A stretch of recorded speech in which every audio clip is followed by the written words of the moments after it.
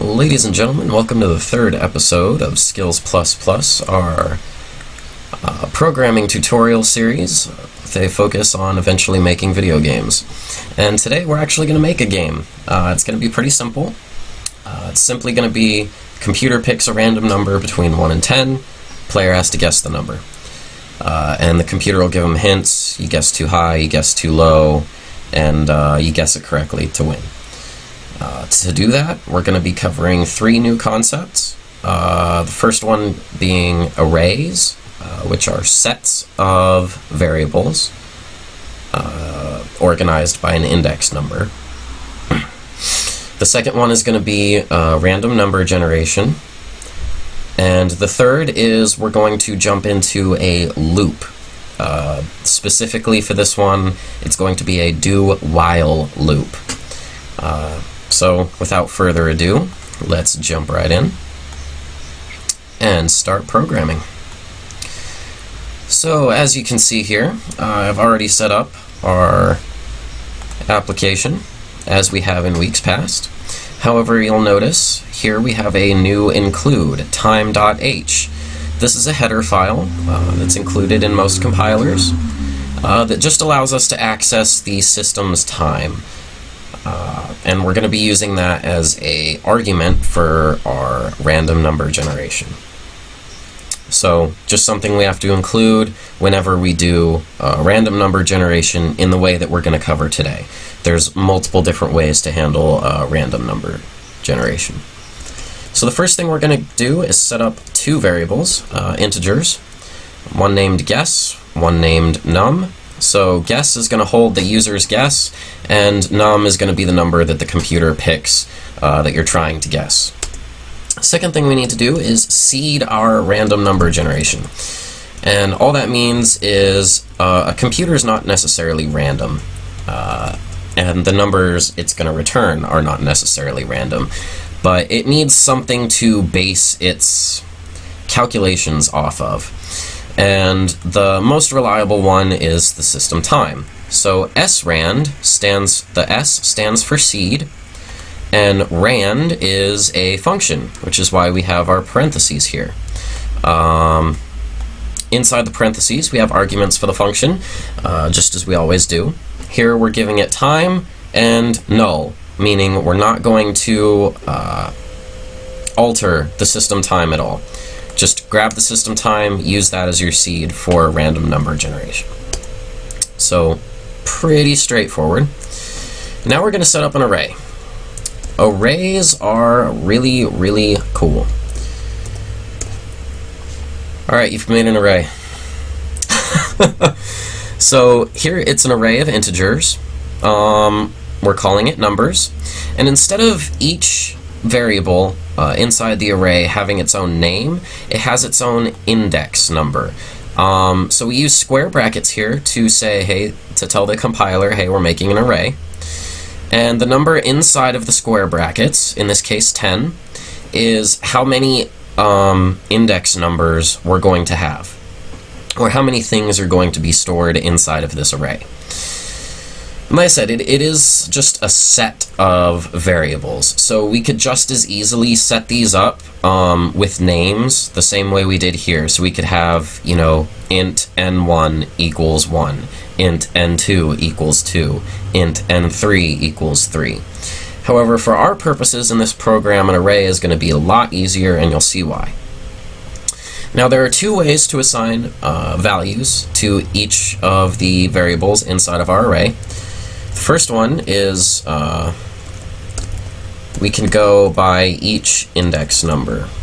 Oh, I forgot an S there.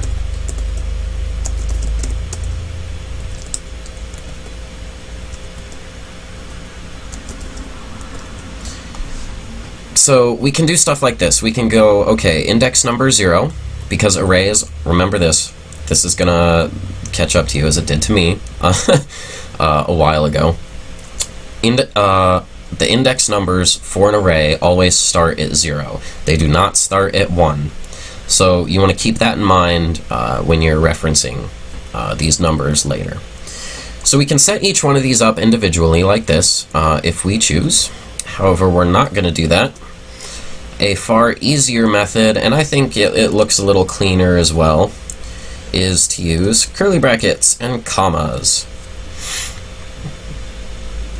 So when we do this, it'll automatically put 1 in index number 0, 2 into index number 1, 3 into index number 2, and so on and so forth.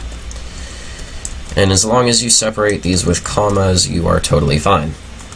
Now, if the number of things here is greater than the number you put here, your compiler should do a little red squiggle underline letting you know that something's wrong. So all we're doing is assigning our values. These are the possible numbers that the computer could pick from 1 to 10. And we're storing them in our array, indexed from numbers 0 to 9. So now we need to have the computer pick a number. And like I said before, the way we're going to do that is through random number generation. So we could have it pick the same number every time here by... Uh-oh, I messed up. Hit the wrong key. Alright, is by just putting an index number here.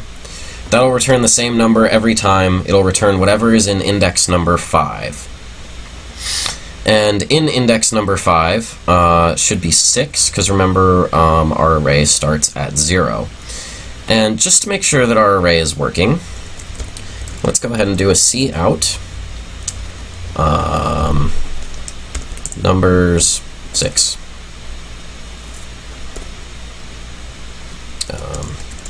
Let's end line. And go ahead and run that. Okay, good, and that pops up, and it returns 7. So our array is working, because in index number 6, remember, because that array starts at 0, the value of 7 is stored. So now we can go ahead and pick the number. So num equals numbers. And inside of our square brackets here, this is really where the magic of an array comes in, because we can actually perform some calculations inside these brackets here.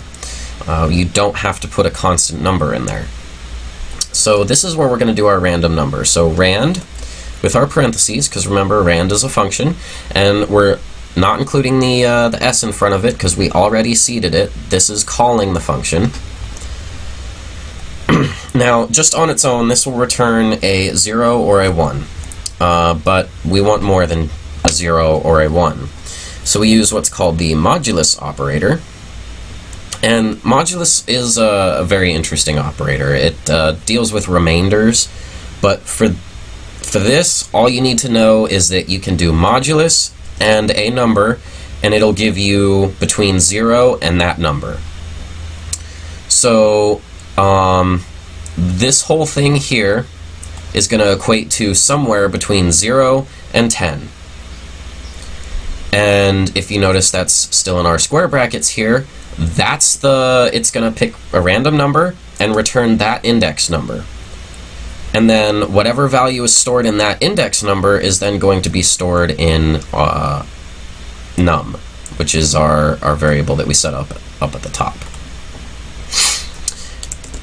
Now, as we talked about before, always have to give the user instructions.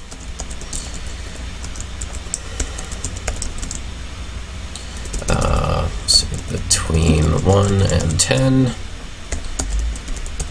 guess it correctly to win! Exclamation point, because we're super excited! Okay. Now, for our third new concept, the do-while loop. Now, if you remember from last week, we talked about if statements. And our while down here is going to function sort of similarly to an if statement. So we're going to be putting a test in here, except it's a little bit in reverse. So what we're going to do here is guess is not equal to number. So it's going to test if this is true. If it is, excuse me, it will execute whatever is inside of our do and curly brackets here over and over and over and over and over until this is no longer true. So what we have here is guess, which we'll be getting from the user in a second, is not equal to. That's what the exclamation point and equal sign means. If you remember last week, we talked about the equality operator, the double equal sign. This is the evil twin. So exclamation point and equal sign, that's checking if it's not equal to the number that the computer picked. So as long as that is the case, then whatever code we write inside of these do curly brackets here will continue to execute over and over. So the first thing we're going to do inside of this is do a console in and put that value into guess. So we want to get the user's input and get their guess. And we want to do that continually until they get it right. And then we're going to do a couple of if statements here. So just set them up. Don't forget your curly brackets. And this is where we're going to kind of nudge the user along a little bit, give them hints. So if guess is less than number, we're going to tell them you guessed too low, try again.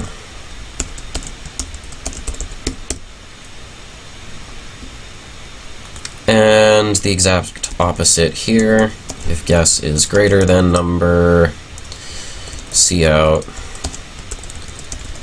you guessed too high, try again.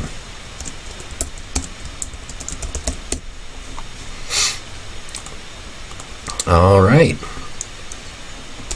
Now there's one last thing we need to add, and it's another if statement. So inside of our arguments for this if statement, we're going to do if guess is equal to num, and you guessed right. The number was, and remember we can output the value of a variable through the console by including another set of angle brackets and the name of that variable. And we're all set. We're actually done. Scroll back up so you can see the entire thing. So let's just review this. Setting up our variables.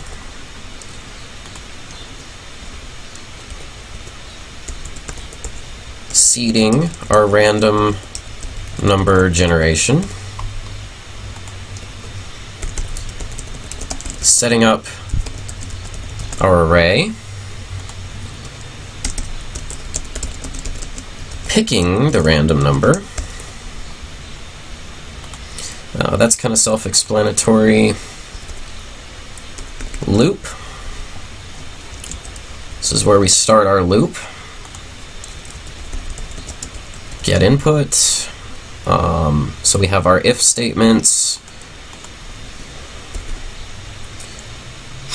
Okay, loop exit if no longer true.